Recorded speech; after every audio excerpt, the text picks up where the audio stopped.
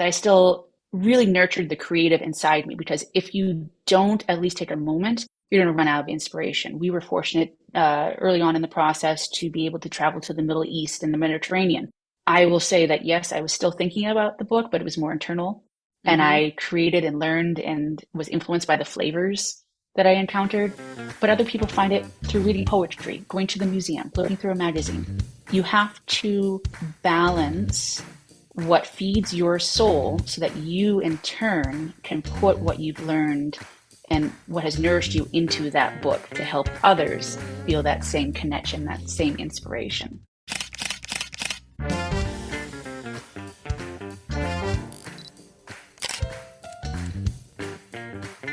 This is your host, Dyutama, but you can call me DJ. And I love to inspire food photographers to dream. I spent 15 years as an architect studying buildings and constructing hospitals before taking the biggest leap of faith of my life, which was setting up a food styling and food photography business right from scratch. If you're a dreamer like me, wanting to start a new photography business or grow your existing food photography business, jump right into a world where I share practical, actionable strategies to improve your photography skills, to work with clients, make more money, all with a fearless mindset. This is the My Food Lens podcast, and we take you one step closer to your dreams. So let's go.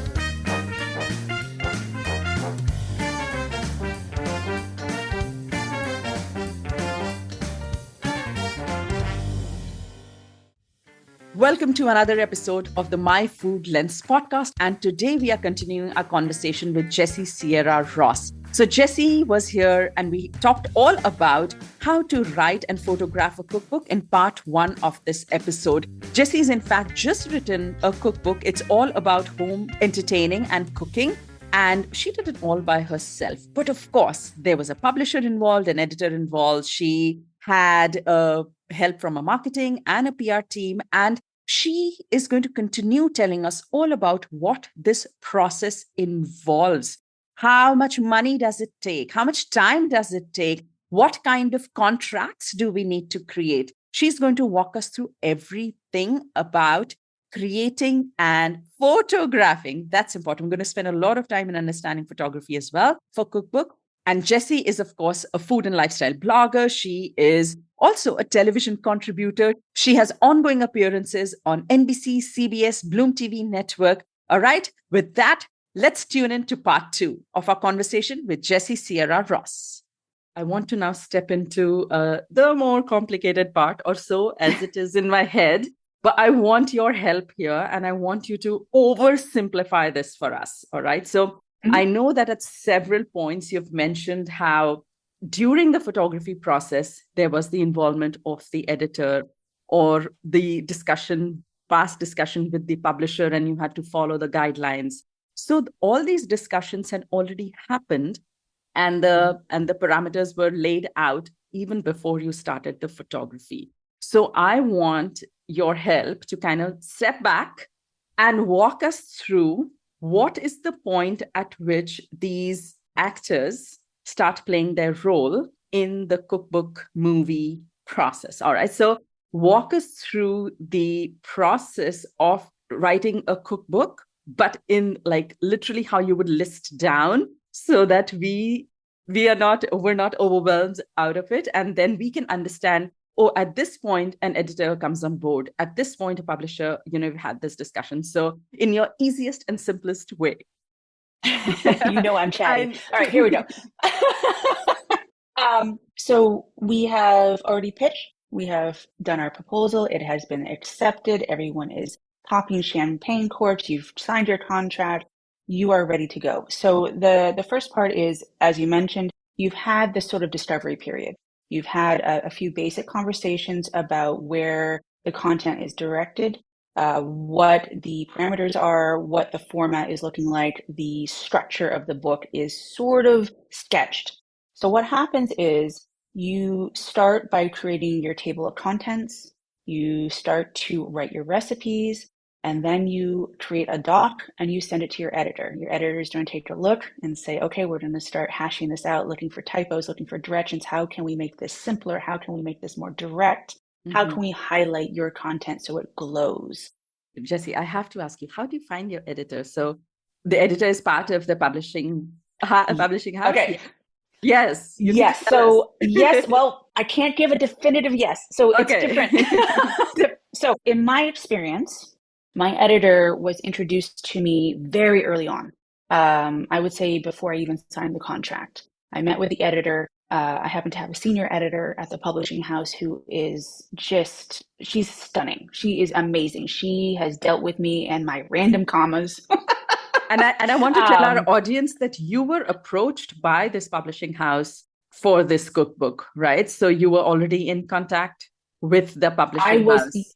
yes, so I was introduced to be part of a series, and then the process started to, after pitching my ideas, it started to change and morph, and it became its own separate entity. And a lot of that process, the editor is your knight in shining armor. They are Mm-hmm. the ones who are saying, this is the author, this is the photographer, they're going to make an amazing product, this is the audience. She's, he or she has already laid it out, but this needs to go on our shelves. And they are going to advocate for you because it's not just the editor that is sort of involved. You are pitching to the higher ups, you're pitching to the executive team, you're pitching to the marketing team, to social media people. It's kind of like working with a really giant food brand. There's layers upon layers of people who need to not only look at your content and really dissect it, but approve it. So your Mm-hmm. editor is going to be your person there in that room. So my editor came with a package. I was fortunate, but if you were to self-publish, you can also hire a separate editor. Mm-hmm. If you were to go to a publishing house and you weren't necessarily clicking with the editor they assigned, they may reassign you to a different one, or you can hire someone typically to come in. It's all in how you negotiate the contract. I have not done it personally, but I know from conversations with other authors and other creators that is a distinct possibility. It's very flexible, but it's important that just like working with an agent, you need to click. That person needs to be on the same wavelength because you can't be fighting each other. You have to really understand that it's a conversation and not a battle. Mm-hmm. Mm-hmm. So once you have your proposal in, you already know that you know the editor, you know the publisher, you know the people that you're going to work with. Is that right? Yes. All right. Yes, yes. So, and once the proposal is accepted, what's the next step? The next step is you create your table of contents in every recipe that you expect to have. Mm-hmm. So that's going back to that Word doc. For me, Mm-hmm. that became my map.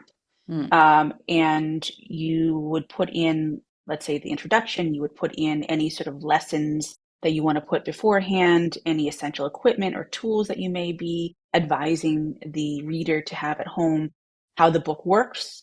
So for me, the book works by, splitting up menus per season with associated tablescapes. So it's very important that you make it very clear and concise what you're trying to say. And then working through each menu, each tablescape.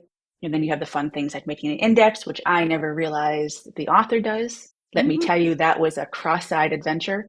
I would do it again. It was very good for learning, but you do it, and then your acknowledgments and all that. So you have this blueprint, and then you start. For me, I wanted to knock out all the recipes.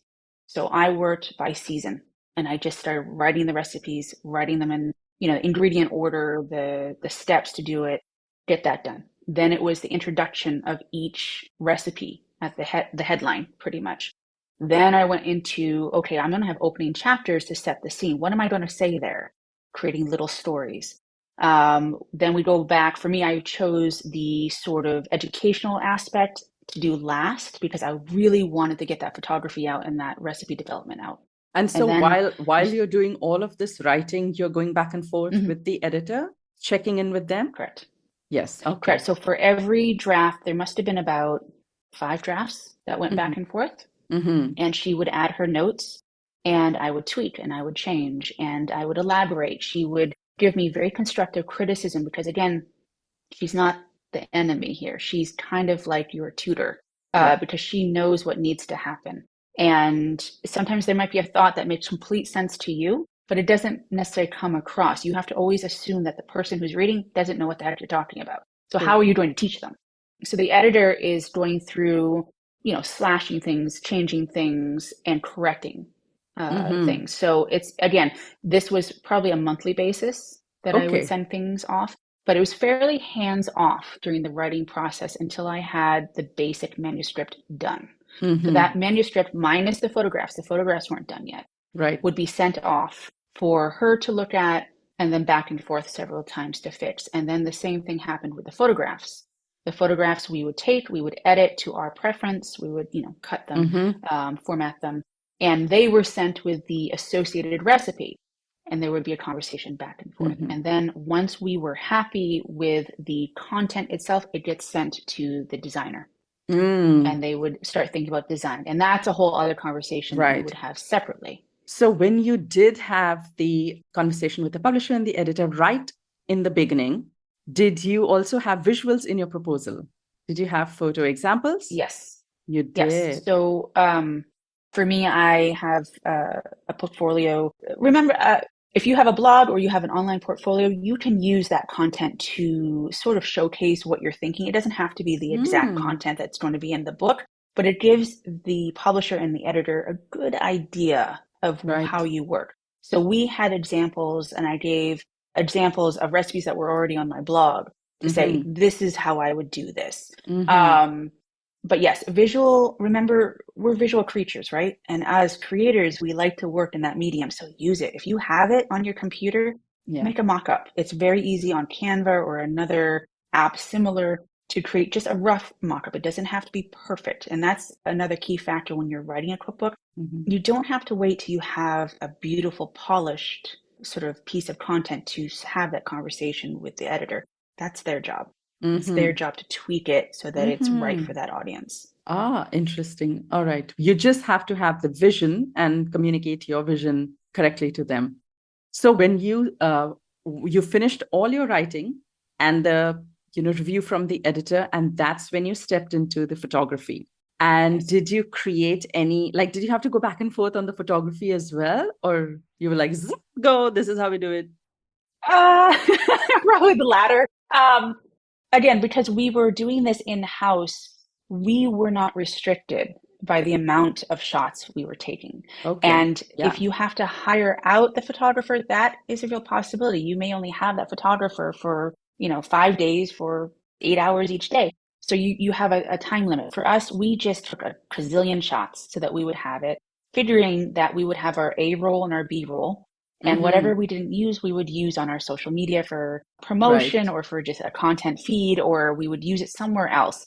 But we really just went at it and gave the publishers the examples of what we thought would work. And we gave them several. Mm-hmm. Oftentimes, each recipe would have 5 examples that we Right. could use. And I let them choose which one they thought would be best. Now, there were certain shots that I felt were more powerful, Mm-hmm. and I would advocate for those. And Yeah. I think that's really important that you speak up if there's a shot that you really love, but also acknowledge that there are other shots that perhaps are more appealing to the general population, and the Mm-hmm. publisher understands that. So it's having that flexibility, Mm-hmm. and not being, and this is hard for me, I'm super stubborn, but understanding that, again, it's a partnership. This is not a one side tells the other side everything. Yeah. You kind of have to have that mindset, like for everyone who is involved. You mentioned this about the Hmm. photographer as well. If you have a stylist, if you have someone else who's involved, you just have to remember that this might be your cookbook, but there's Hmm. so many people who are involved, so respecting all of them. So tell me, Jessie, after you have the photos approved by or selected by the editor, you've all reached, here's the written content, here's the visual content, ta-da, comes in the designer. Who gets the designer? The designer. Who hires So them? the design, oh, the publisher typically, if you're going with Mm, a publisher. Now, okay. I'm sure there are circumstances where you could hire a designer. That wasn't my experience. But the publisher that I worked with was pretty much an all-in-one. They had Mm-hmm. everything there with me. They also have a marketing team too to help me. Um, it depends on the publisher size, and again, where you want that book to live. Where do you want to sell that book? And that's going to be the sort of resources that you have for your book. Right. And so, did you have a layout in mind that you put across in your proposal or at some point, and the designer picked up from there, or they came to you with options that here are, a few ways that you could present this? How did that work? A little bit of both, actually. So during the initial stages, I did give several samples, and so they saw how I envisioned it, and they made it better.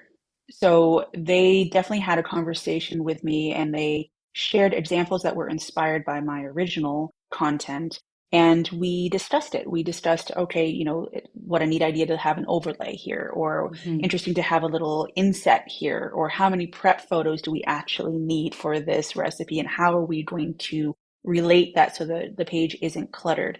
The designers there, um, any publisher, they're extremely talented. Mhm. And we went back and forth. I think there were about three versions, not of the full book, but examples that we Mhm. could pick from. And we each compromised on the version that we thought would be best. All right. And did they use any applications that you weren't familiar with and you were like, oh, I need to learn that? Some of them use InDesign, some use, I don't know. Was it a bit I difficult? I actually I don't know. That was not privy. I was not privy to that. I will say that through the process, it's very private. Hmm. So when you're going through these designs, you're going through even the recipe writing itself and the content once it's typed up, you don't share it. You don't share it with Mm. anyone. So it's just you and the publisher or the editor. Right. So I was very impressed with that it was so hush hush because they want to make sure that when it hits the market, it's Yeah. brand new and sparkly and different and it makes a lot of sense. So yeah, I don't know, but they're Hmm. magical. And was there any like learning that came from that? Like when you looked at your photos and you saw the way the layouts were done, was there anything that hit you? Oh, I wish we had done this differently, or we would have taken this account in our photography. It would have looked better on the layouts. Was there any such learning that came out of the designs? Definitely. So I think like any content development, you're learning as you go to tweak the next time. So there are certain tweaks I hope to do to establish in the next cookbook. I would say for me it was we shot and formatted a lot of these photographs in a vertical because the page is Right. formatted in a fairly, and we did have some alternatives, but I would in the future do more. I would style so that it was visually centered on that sort of different ratio. Mm-hmm. So that was something, and it worked out fine. We just had to get creative with our Yeah. editing. I also want to say that, we didn't realize until we started seeing it in the PDF and through their sort of lens, the quality of your lens Mm. becomes a factor. So we use, oh gosh, I don't have it written in front of me, but we use a very high quality lens. We thought we had it made. We're fine. But when you were going into a shot, let's say that's a little bit more of a distance, and you're coming in to cut it, so it's a little bit tighter, more of a macro. All of a sudden, oh, Yeah. that quality, that noise, that the Mm-hmm. distinction, oh, that changes. So I would really ask and make sure that you understand the assignment and that they also take a moment too, because I don't feel that it's that common to have an in-house photographer. Mm-hmm. So to have that conversation of the sort of expectations. What is the expectation for your shots? What is the expectations for the ratios? How are we styling? So that I would do a little bit more. That was something Mm. that I learned along the way. We managed, it was fine, it looks beautiful, but I Yeah. think to make our lives easier for the future, it Yeah. would have be more of a discussion. Yeah, great points. So, yeah, let's just finish on the final steps. So, once the designer comes back with the layouts, you have a big say in approving the layouts, but the editor does as well, right? Yes, Yeah. yes. Okay. I would say it was in my experience, we both got what we wanted. It was not a fight, but there can be times Yeah. when one party will have very strong opinions. All right. And so, with the designer's work, in the end, you get your finished product. Yes. Yes. So Okay. it goes through several iterations of PDFs where Right. you see the official mock-ups, and then you get a dummy book, and then it goes off and it's being published, and then it hits the shelves. Um, it's a really remarkable process, and I think one that we don't often see as the general population and as a content creator population. But it Mm-hmm. is intricate and it's time consuming, and Yeah. it truly is giving birth to something special. Yeah. And how long did it take you from the pitch to finally getting the final product? How long was that process?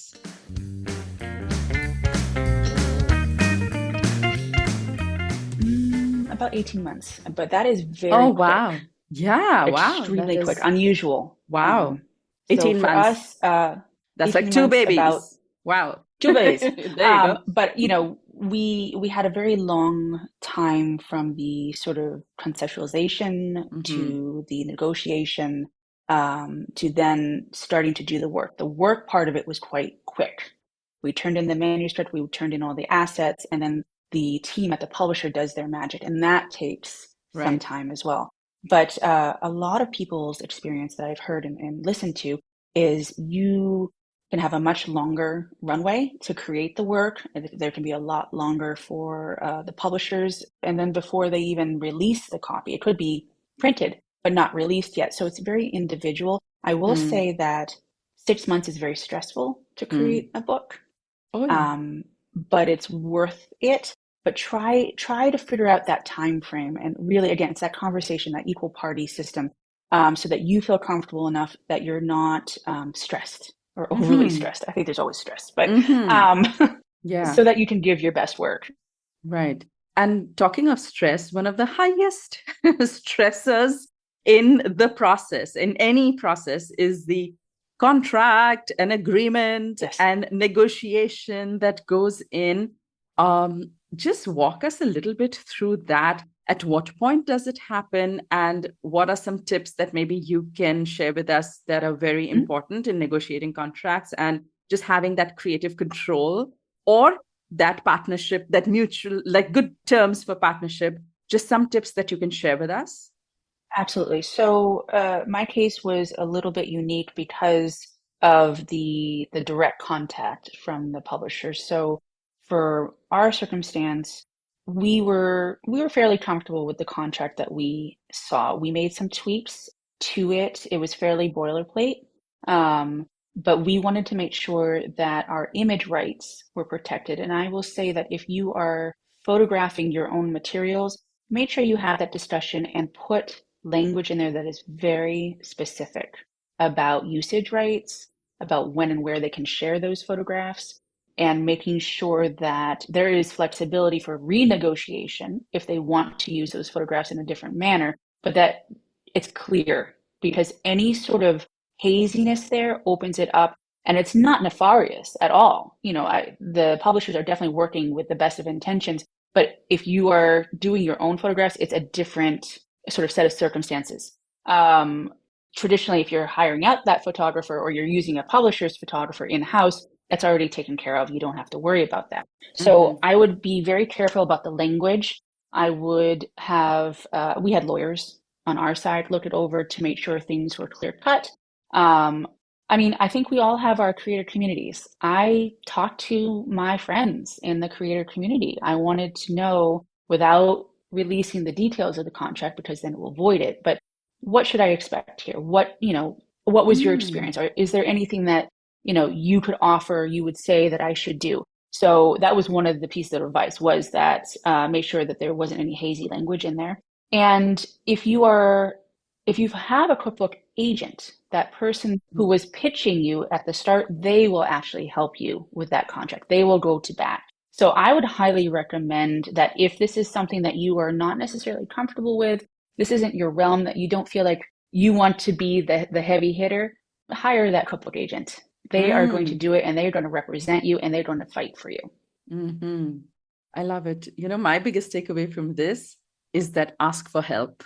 Ask for help. You Oh, don't need to absolutely. know everything. And especially the first time, there are going to be so many blind spots. So prepare yourself to ask for help. I love that you reached out to, folks from your community, and you were willing to lean into their support rather than, having that thing like, oh, some folks are very, very hesitant to ask for help. So you don't have to know everything. I love that. No, and it's not a weakness. I think that, there's a combination of feeling that we're unprepared or it might be a fault or even fear of missing out, the FOMO. We don't want to give up the fact that perhaps we're not as widely either known or understand what's happening. No, I mean, reach out to your contacts. They are there to help you, you help them, and you can only gain as a collective too, because the more that we share, the more that we learn together so that when that opportunity arises for our friends, they're ready and they're also waiting and willing to come to you so that you can share that experience. And it helps the publishers also understand because, again, you're dealing with the creative world is changing every day, right? So, we're speaking about taking our own photographs, we're talking about hiring. In this age of AI, what does this mean? Like, what does our creativity mean? What does our process mean? And what we're making, how much value does it have? And how do we translate that to those publishers in our contracts to make sure that we are covered, but they are also gaining a masterful piece of content. Yeah, yeah. And talking of translation, once you have your book ready, how do you translate it into a success or, getting the word out in the market and just marketing it? Like, what does it take? How do you decide? Does it go into a store or will it be an exclusive? And what are the channels that you use to market it? What's that step? That has been an education, and I have actually loved every moment of it because Yeah. it's something that I have very little experience with beyond social media and direct sort of sales to sales, Yes. Um, so in my circumstance, I realized pretty early on that I wanted to supplement the advice and efforts of the publisher's marketing team, who have been extremely generous. They will help set up materials and book releases, and they'll send it to the bookstores and different marketers and retailers and all across the world. I wanted someone in my corner that was very specific for my work. So I hired a cookbook PR agent. And she is absolutely a treasure. Her name is Carrie Bachman and very widely regarded. And she has been going to bat for me. So she has been helping me reach potential audiences through media, creating opportunities through retailers and event spaces, contacting, publications and different people who can help spread the word, and also reaching out to influencers. I also have a lifestyle PR agent, Jillian Sanders, who is incredible in that space, who's also reaching out into that world to see how it could be marketed. But if this is something that you feel that you are not ready, or perhaps may not have the budget for, utilize the publisher's marketing team as much as possible. You should do that regardless. They should be a team with your people. And that's something that I've really tried to emphasize in my work because you know me, I like building community and I want people to really connect to each other and work together for that one goal. If you want to do it on your own, you can. It is a lot of work. And this is not to say that I'm not actually hustling here too. I'm reaching out to podcasters, I'm reaching out to Yes. magazines, I'm writing articles. It's an effort, and it all depends on how much you want to give. You can do this on your own, but you will have to figure out, again, who's your market? Who are the movers and shakers in your market? Does that mean TV media? Are you comfortable with TV media? Does that mean podcasting and radio? Does it mean print or influencers? Decide where you have the most sort of influence amongst your circle and in your audience, and then start to tap those modes for your push. And it's not a one-time push. It's not just the launch. When you market a book, yes, the first 3 months are very important, but this is a long-term haul. You will see sales, and sometimes it picks up at random. I could release this, and I am releasing this for the holidays of 2024, but we might get a big boost suddenly in Easter 2025. It's all about creating energy and momentum and figuring out what sort of team members you need to help you, or if you have the energy to create that momentum yourself. So if your book is coming out in the end of 2024, you're already marketing it. You've already started. It's the third quarter of 2024. Until when would you really be stepping on the gas to market and get the word out? And when does it kind of come down? That's a good question. I'll tell you when I get there. Um, Mm. what I'm feeling is so Yeah. the book is coming out October 28th of Okay. 2024. Right. And the push right now, in particular, we're already pushing and reaching out and contacting because you have to remember, just like content creation, when we're dealing with brands, we're not creating Christmas content in the month of December. We're creating that content in the spring before. So it's a similar idea. We have to start the ball rolling for press far, far earlier. So the real push, the sort of blooming of all those opportunities and outreach will be happening in the end of October, November into December. But it will be continuing onward. I have things booked until the next summer, and then I have another push that I'm hoping to do and tagging onto a book touring group. It doesn't stop, but you have to decide how you want to do that. Do you want it to Mm. be a short-term marketing ploy and boost? A lot of people try to either get their book out in time for the holidays, or they try to get it out during the spring when publishers are looking for new items. And there's like book fairs and buying opportunities. It's usually one or the other. Try to market your book for one of those releases. I wouldn't say necessarily plug it to release during the summer, but that's just been my experience so far. But Hmm. yeah, it's as much or as little as you feel comfortable with.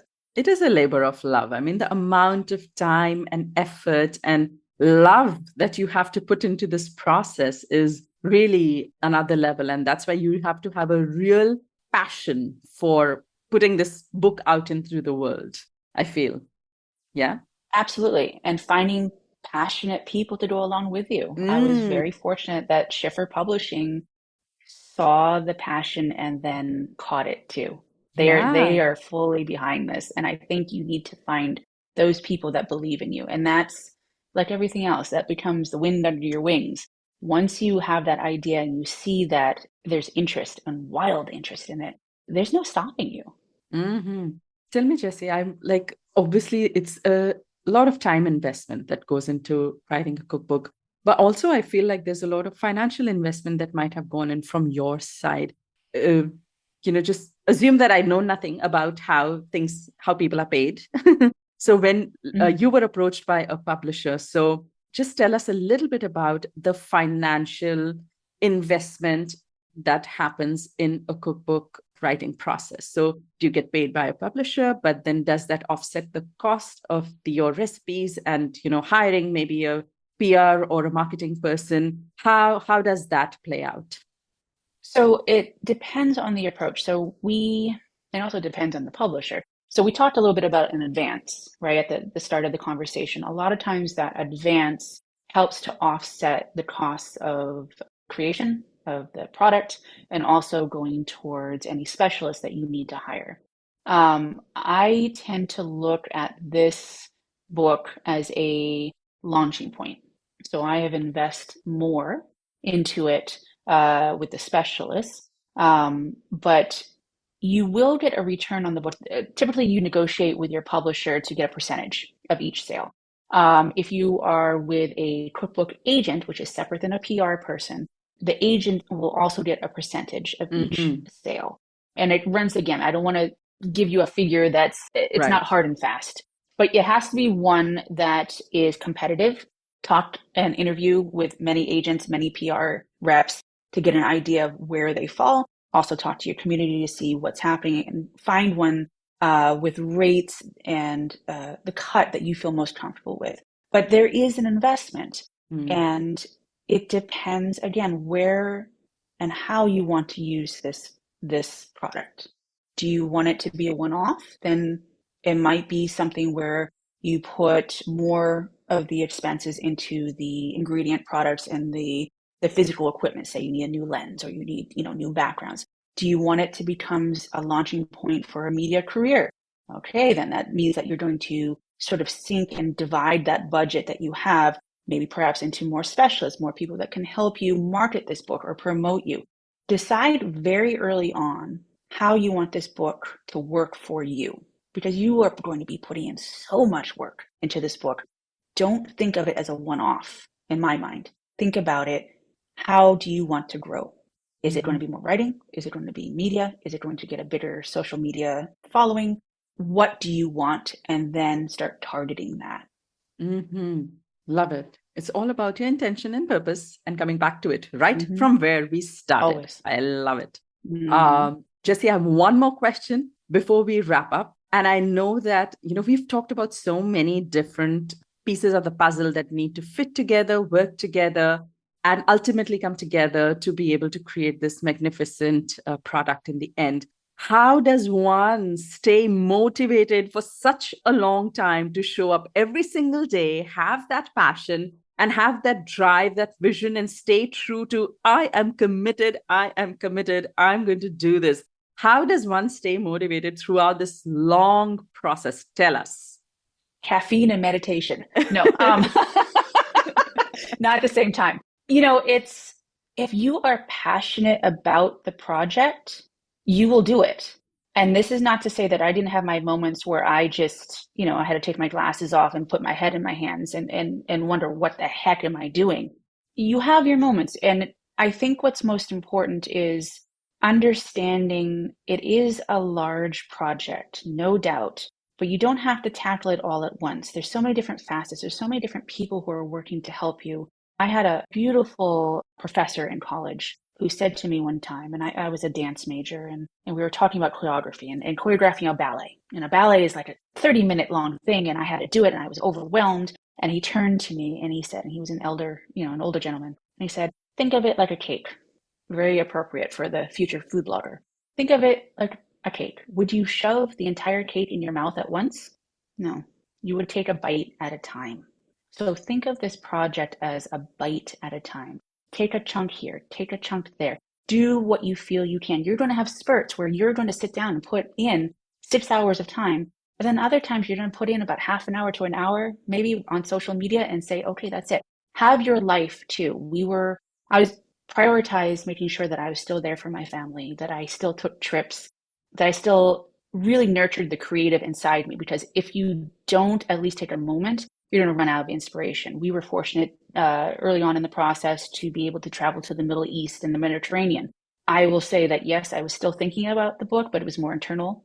And Mm-hmm. I created and learned and was influenced by the flavors that I encountered. But other people find it through reading poetry, going to the museum, looking through a magazine. You have to balance what feeds your soul so that you in turn can put what you've learned and what has nourished you into that book to help others feel that same connection, that same inspiration. Mm. I love the cake story. I'm going to remember it. Yeah. And it's so valid for everything that we do. You know, how can we not feel overwhelmed, burnt out, frustrated? Well, think of cake. Think of chocolate cake yes. specifically. Yeah. That's what I do.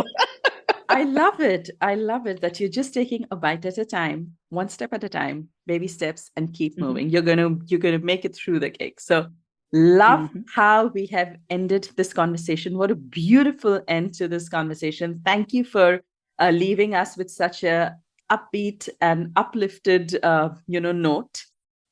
We have talked so much about your book, Jessie. You have to tell us, or whatever you can share at this point, whatever that you can tell us, maybe whether it's available for pre-sale or pre-booking, or anything else that you would like to share about the book with our audience. Oh, thank you so much. And thank you I just love this conversation and talking to you. You're just a joy. And it feels like I am talking to my friend. You have your tea, I have my coffee, we're ready. So the book is called Seasons Around the Table. It is being published by Schiffer Publishing and it is available on October 28th. It is available worldwide. So you can find it on any big retail site, bookstore, department store. But if you want to make it a little bit easier on yourself, you can go to my website, straighttothe-hipsbaby.com/seasons to find all of those handy links. And we will be doing a bit of a book tour all across America and hopefully into Canada next year.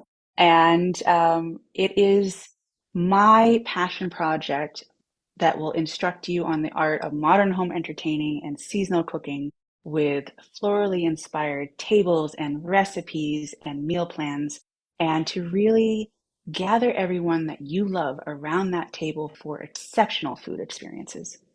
Love it. You know how I'd started off this episode in the beginning saying that people nowadays only look at things digital and online. But I think gathering and getting friends together and having a meal together and having family over will never, ever go out of style or out of demand. So I think this is such a beautiful theme. And I'm sure that it looks, I can almost visualize it with all the florals and the pretty freshness that you have put into it.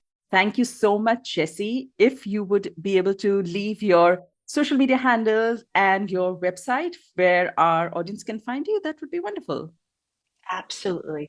You can find me online at straight2thehipsbaby.com or on Instagram and Facebook at straight2thehipsbaby. I also have a presence on TikTok and Twitter at STTHbaby. I know, abbreviations. Love it, love it, love it. Thank you, Jessie. I don't think that we have talked about shooting a cookbook on this podcast before. We have always talked about being a photographer for a cookbook, but this is so new, so eye-opening. It's such an opportunity for creatives to kind of explore because of the high value, the creative, emotional value that you have kind of shared with us today about writing a cookbook. Thank you for being here. Thank you for being generous. Thank you for enlightening all of us of this very mystical journey of writing a cookbook. Thank you, Jessie. Thank you. It was an absolute pleasure. So that was part 2 of our conversation with Jessie. And oh boy, I learned so much about writing a cookbook and everything that is involved in the process, right from pitching to proposal to writing the manuscripts, the editor's involvement, how the photographs are taken, batching, no batching. Where does the designer come into play? How do we get approvals for that? What do we put in our contract? When do we ask for help? How do we promote our cookbook? What is the marketing strategy? Oh my God. And how do we stay motivated? That was important too. I hope that you've been able to tune into part 1 because this was part 2 of the episode. If you haven't, please go and check part 1 as well. I am sure there'll be so many learnings along the way, because so many of us nurture the dream of actually writing a cookbook one day. A cookbook becomes, just like Jessie said, it becomes your business card, it becomes your highest value, and it becomes like an identity, a part of your brand that you will carry with you for the rest of your life. It is that high emotional value and high brand value. All right. So I hope that you had massive takeaways from this episode. If you have any questions, please feel free to contact me on hello@myfoodlens.com or DM me on Instagram at Yutama_myfoodlens. I'll see you next week with another episode. Until then, bye-bye.